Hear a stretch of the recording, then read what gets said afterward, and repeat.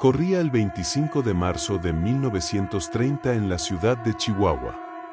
La rutina de la calle Libertad, el corazón comercial de la ciudad, se vio interrumpida por algo que cambiaría la historia del folclor mexicano para siempre. En el aparador principal de la tienda La Popular, propiedad de la señora Pascuala Esparza, acababa de ser instalado un nuevo maniquí.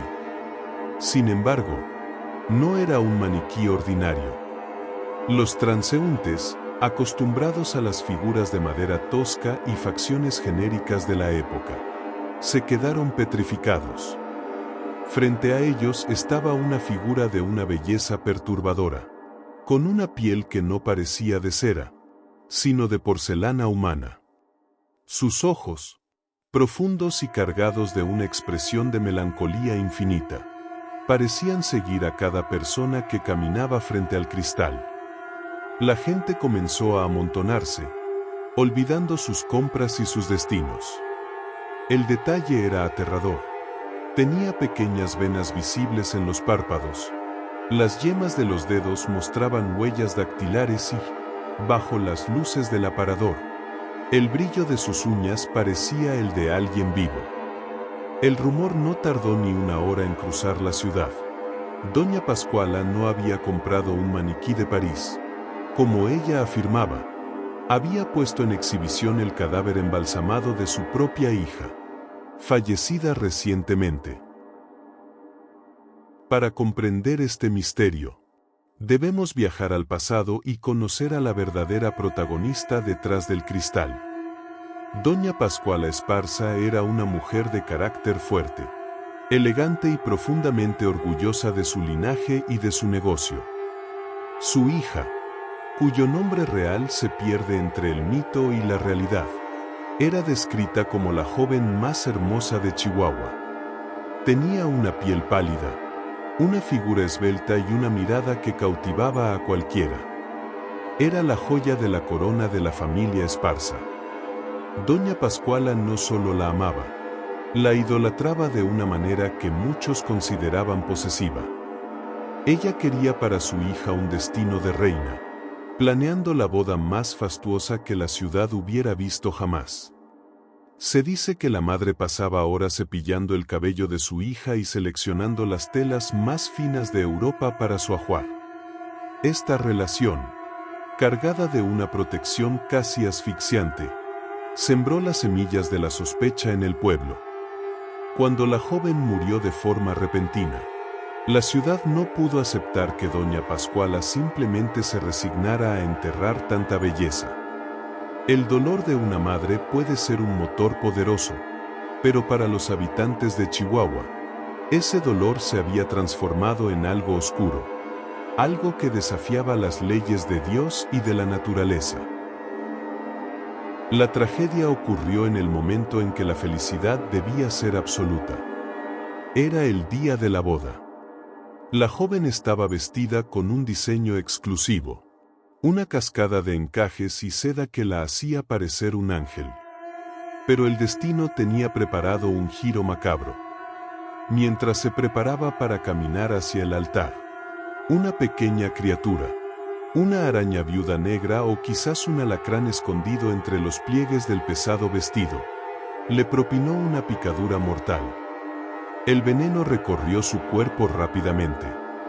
En lugar de música de boda, la iglesia se llenó de gritos de horror cuando la novia se desplomó frente a los ojos de su prometido y de una madre que se negaba a soltar su mano.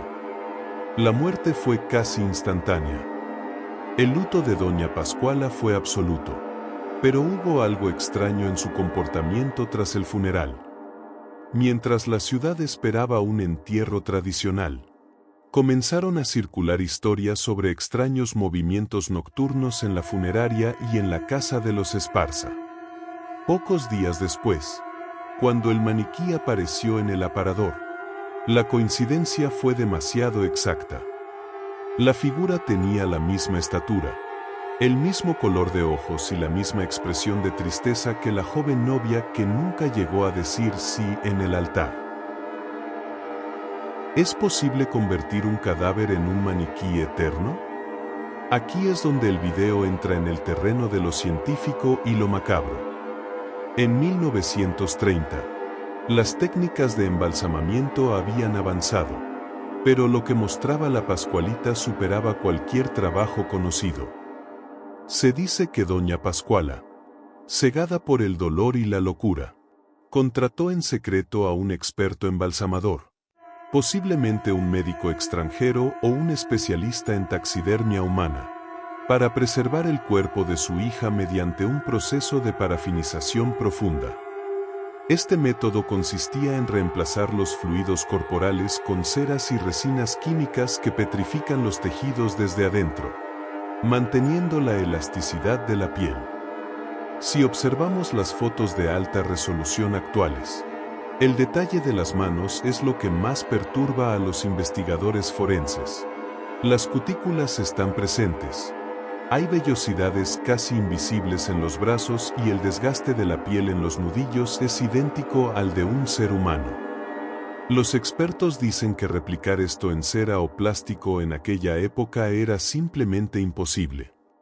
La teoría sostiene que el cuerpo fue sumergido en sustancias químicas que lo convirtieron en una estatua de carne, una reliquia biológica que ha desafiado la descomposición por casi un siglo bajo el sol abrasador del desierto chihuahuense. A lo largo de las décadas, decenas de empleados han pasado por La Popular, y casi todos comparten historias que harían que a cualquiera se le helara la sangre. No se trata solo de sugestión. Algunos antiguos dependientes cuentan que, al llegar por la mañana y encender las luces, han encontrado a la Pascualita en una posición ligeramente distinta a la que tenía al cerrar la noche anterior. Otros aseguran que, mientras limpian el cristal del aparador, han sentido el aliento cálido de la figura en sus manos. Un testimonio particularmente aterrador proviene de una joven que trabajó ahí en los años 70. Ella afirma que, mientras le cambiaba el velo, notó pequeñas gotas de sudor real en la frente del maniquí y que las venas de sus piernas parecían latir débilmente bajo el contacto de sus dedos. El ambiente en la tienda cambia drásticamente al caer la noche. Se dice que se escuchan susurros que llaman a la madre ausente y que el olor en el área del aparador no es a polvo o tela nueva, sino un aroma dulce y pesado, similar al de las flores de funeral que nunca terminan de marchitarse. Los empleados se niegan a estar solos con ella, asegurando que su mirada no es estática, sino que parpadea cuando crees que nadie está mirando. Si hay algo que alimenta el mito de que es un cuerpo real, es el estricto protocolo para cambiarle el vestido de novia.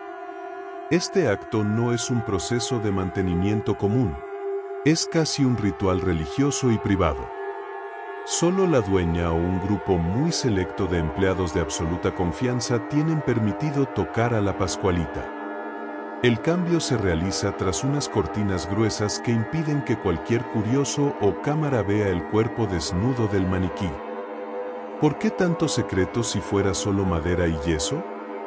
Los pocos que han asistido al proceso cuentan, bajo promesa de anonimato, que el cuerpo no tiene las articulaciones mecánicas de un maniquí industrial.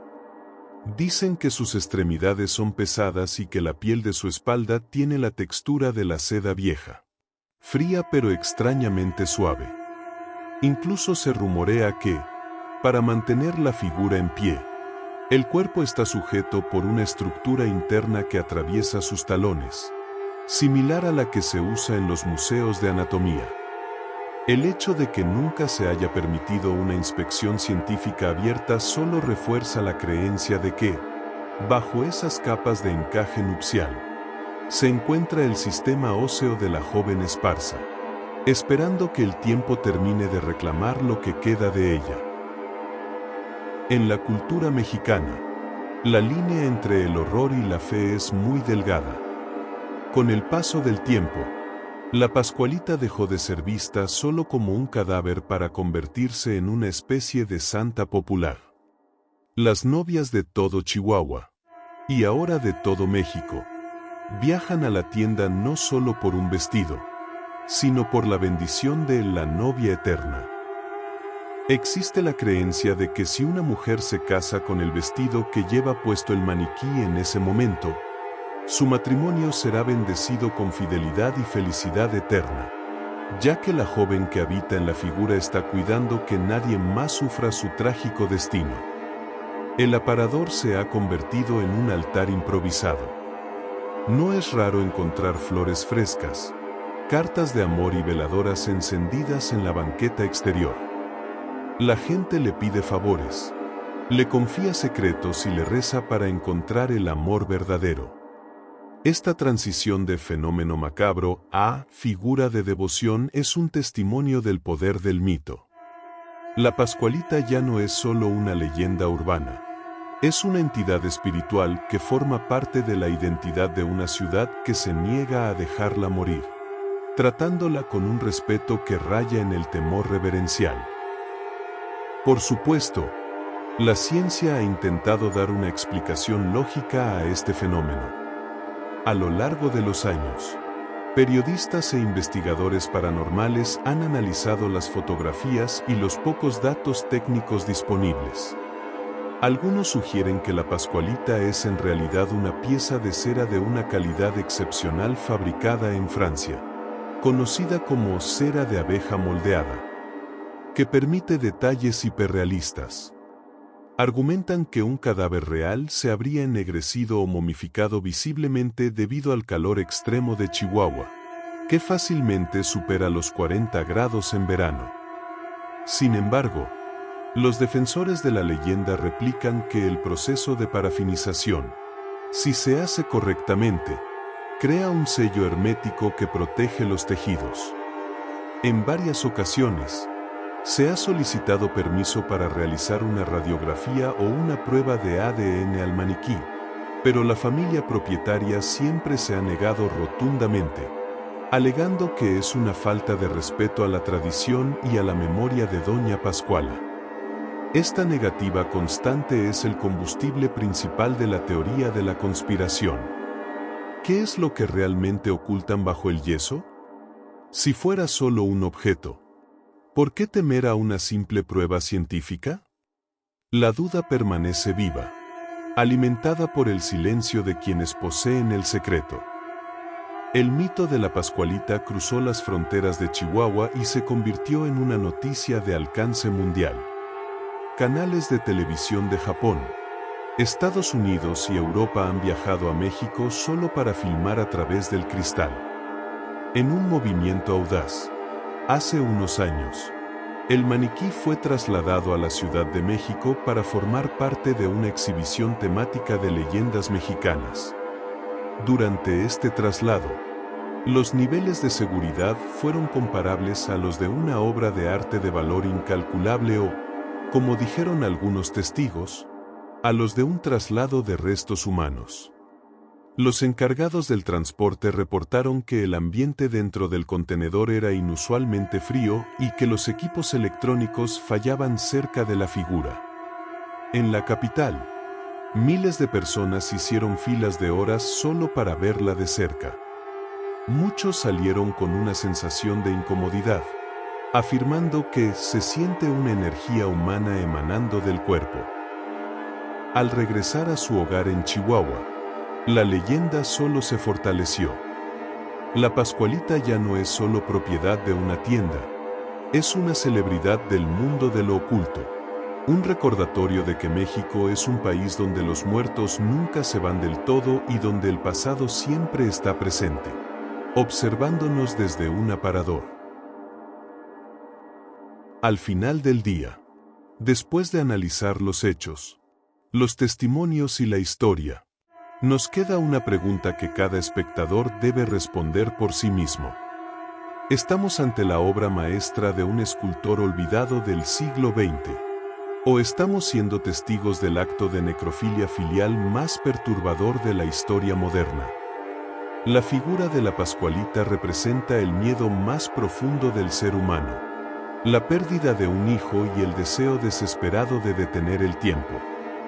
Quizás Doña Pascuala Esparza no fue una mujer malvada, sino una madre que no pudo aceptar el vacío y decidió que, si su hija no podía caminar hacia el altar, al menos se quedaría para siempre en el lugar donde fue más feliz, rodeada de seda y sueños.